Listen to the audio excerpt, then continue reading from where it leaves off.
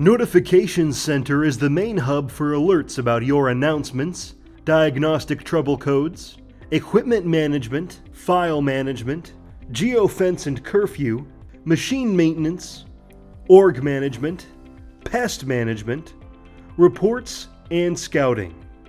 Each notification has one of 4 types of severity assigned to it: information only, low urgency, medium urgency, or high urgency. In Notification Center, users can view their notification history.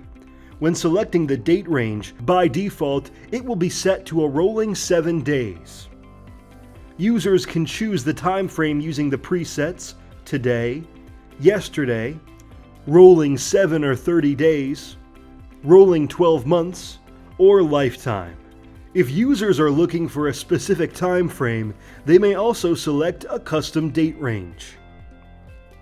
Users may also filter out specific notifications by severity, category, tags, and equipment.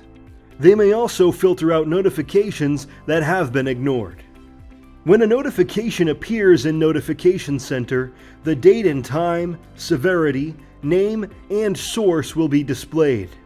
You can select any of the notifications to get more information on it as well.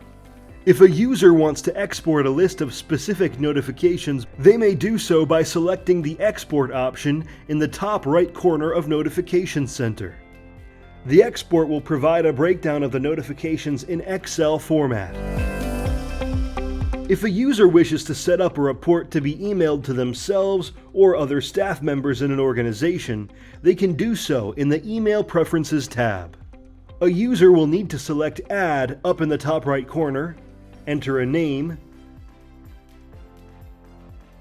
the specific org or multiple orgs, any tags that are associated with a group of machines, specific equipment, the category and severity of the notification, and then select the recipients of the email. Once the email preference has been saved, it will show up in the list.